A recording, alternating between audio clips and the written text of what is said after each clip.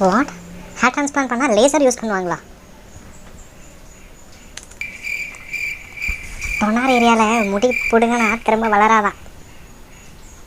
இன்றைக்கி 10 myths about hair transplant அதை பற்றி தான் பார்க்க போகிறோம். ஸோ ஹேர் டிரான்ஸ்பிளான்ட் பண்ணுறதுக்கு முன்னாடி நிறைய டவுட்ஸ் இருக்கும் நிறைய பேருக்கு. ஸோ அந்த டவுட்ஸ் எல்லாம் கிளாரிஃபை பண்ணுற மாதிரி எனக்கு தெரிஞ்ச 10 பாயிண்ட்ஸை இன்றைக்கி டிஸ்கஸ் பண்ணுவேன். இன்றைக்கி நான் தான் உங்களுக்காக கொஷின்ஸ் கேட்க போகிறேன் நம்ம கூகுளோட. ஓகேவா? வாங்க வீடியோக்குள்ளே போகலாம். Hi all, welcome to men's world Tamil. இன்றைக்கி பார்க்க போகிற 10 இம்பார்ட்டண்ட்டான ஹேர் டிரான்ஸ்பிளான்ட் மெத்ட்ஸை தான் நம்ம பார்க்க போகிறோம், இல்லை பர்ஸ்ட் பண்ண போகிறோம் அப்படின்னு சொல்லலாம்.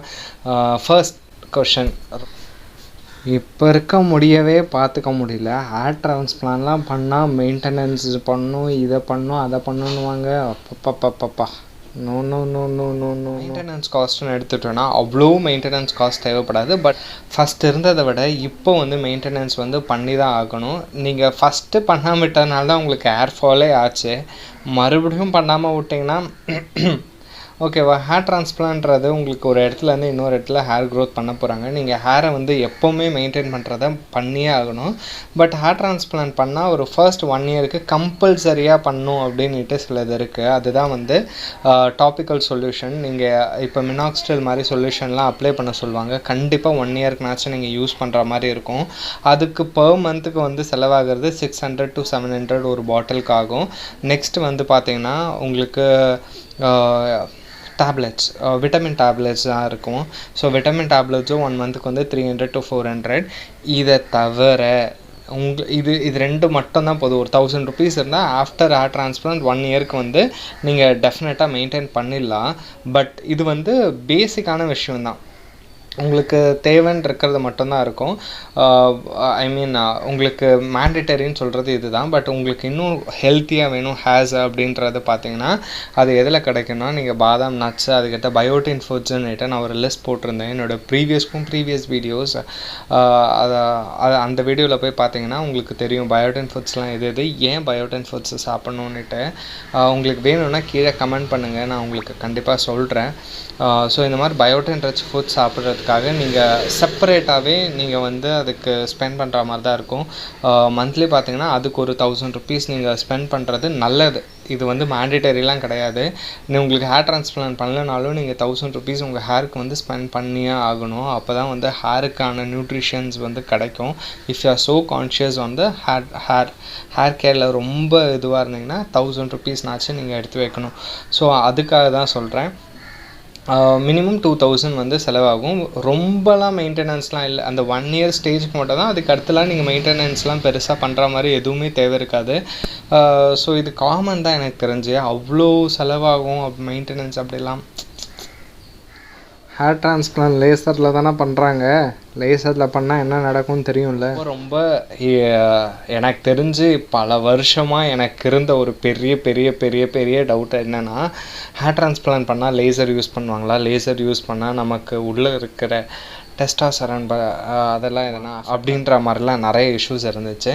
ஸோ அதுக்கு ஃபஸ்ட்டு ப்ரையாரிட்டி கொடுத்ததுக்கும் அதுதான் ரீசன். சொல்லிடுறேன், ரொம்ப கிளியராக இருக்கேன். ஹேர் டிரான்ஸ்பிளான்ட்டில் எந்த ஒரு லேசரும் யூஸ் பண்ண மாட்டாங்க. ஸோ ஃபர்ஸ்ட் மெத், ஹேர் டிரான்ஸ்பிளான்ட்டில் இவங்க பண்ணுறது இது காமனாகவே சொல்கிறேன். காமனாகவே ஹேர் டிரான்ஸ்பிளான்ட் பண்ணுறப்போ ஹேர் ஃபாலிக்கல் எடுக்கிறதுக்கும் ஒரு மெக்கானிக்கல் டிவைஸ் மாதிரி தான் யூஸ் பண்ணுறாங்க. அதுக்கடுத்து உள்ளே இன்ஜெக்ட் பண்ணுறதுக்கும் ஒரு மெக்கானிக்கல் டிவைஸ் தான். ஸோ இதில் எங்கேயுமே வந்து லேசர்ன்றது யூஸ் பண்ணவே மாட்டாங்க. ஹேர் டிரான்ஸ்பிளான்ட் மண்டையில் பண்ணுறது, அப்போது மண்டையில் இருக்க பிரெயினாக நம்ம மண்டைக்குள்ளே ஊடுருவி போயிட்டு ஹார்ட்டெல்லாம் கூட அதை அப்படியே ஸ்டாப் பண்ணிட்டோம் அப்படின்னு கூட சொல்லுவாங்க. ஓகேவா?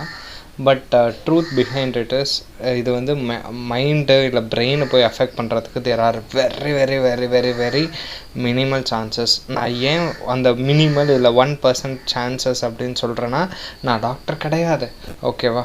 பட் எனக்கு தெரிஞ்ச ரிசர்ச் பிரகாரம் 99% வந்து உங்களுக்கு வந்து பிரெயின் டேமேஜ் வந்து நடக்காது.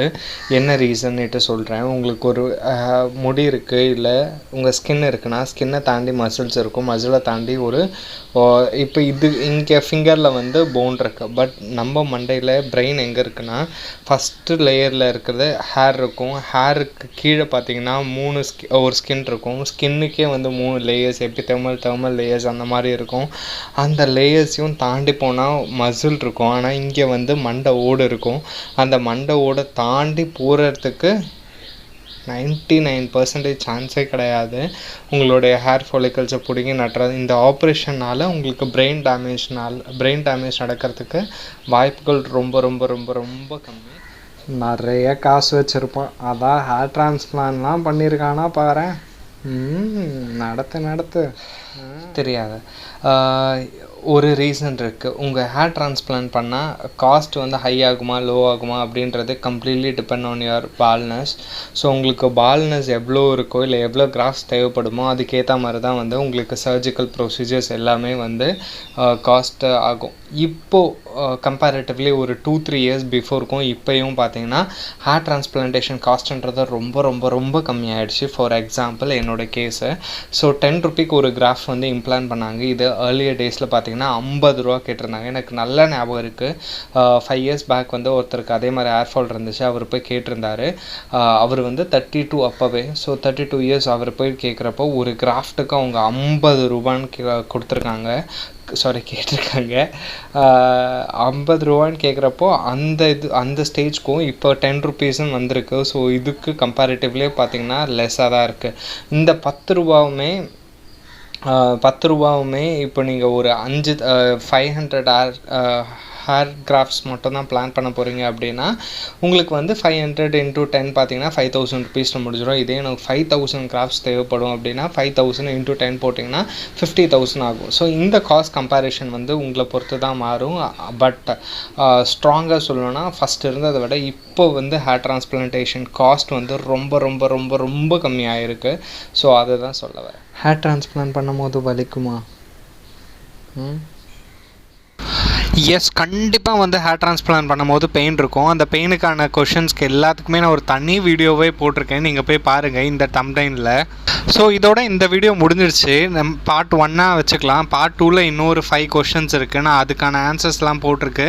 இந்த வீடியோ ரொம்ப லென்த்தாக இருக்கவே நான் இதோட ஸ்டாப் பண்ணிக்கிறேன். நெக்ஸ்ட் வீடியோவில் நீங்கள் அதை போய் பார்க்கலாம்.